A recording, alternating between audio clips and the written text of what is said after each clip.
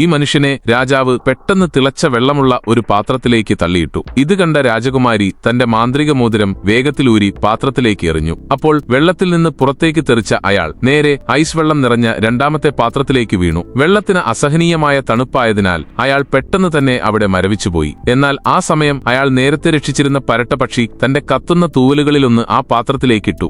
ആ ചൂടിൽ ഐസ് ഉരുകുകയും അയാൾ വീണ്ടും പാത്രത്തിൽ നിന്ന് പുറത്തേക്ക് തെറിക്കുകയും ചെയ്തു. എന്നാൽ മൂന്നാമത്തെ പാത്രത്തിൽ നിറയെ തിളച്ച പാലായിരുന്നു. അയാൾ അതിലേക്ക് വീണപ്പോൾ യാതൊരു അനക്കവും ഉണ്ടായിരുന്നില്ല. അയാൾ വെന്തുമരിച്ചു എന്നാണ് എല്ലാവരും കരുതിയത്. ഇത് കണ്ട് രാജകുമാരി ഹൃദയം തകർന്നു നിൽക്കുമ്പോൾ അയാളുടെ വളർത്തുകഴുത ഒരു മാന്ത്രിക പൂവ് ആ പാത്രത്തിലേക്ക് എറിഞ്ഞു. അല്പസമയത്തിന് ശേഷം ഒരു മാന്ത്രിക പ്രകാശത്തിന്റെ അകമ്പടിയോടെ അയാൾ പാലിൽ നിന്ന് സാവധാനം ഉയർന്നുവന്നു. അയാൾ ജീവനോടെ ഇരിക്കുകയാണെന്ന് മാത്രമല്ല, മുൻപത്തേക്കാൾ സുന്ദരനായി മാറുകയും ചെയ്തിരുന്നു. ഇത് കണ്ട രാജാവ് താൻ ഒരുക്കിയ 3 മാന്ത്രിക പാത്രങ്ങൾ കാരണമാണ് അയാൾക്ക് ഈ മാറ്റമുണ്ടായതെന്ന് വിശ്വസിച്ചു. വീണ്ടും ചെറുപ്പമാകണമെന്ന ആഗ്രഹത്തോടെ രാജാവ് സ്വയം പാത്രത്തിലേക്ക് ചാടി. എന്നാൽ മാന്ത്രിക മോതിരത്തിന്റെ സംരക്ഷണമില്ലാത്തതിനാൽ അയാൾ ഒരു കുമിളയ്ക്കുള്ളിൽ അകപ്പെടുകയും ആകാശത്തേക്ക് ഉയർന്നു പോവുകയും ചെയ്തു. അങ്ങനെ ആ ചെറുക്കൻ രാജാവാവുകയും രാജാവിന്റെ ഭാര്യയെ കിട്ടുകയും ചെയ്തു. സബ്സ്ക്രൈബ് ചെയ്താൽ നാളെ കാണാം.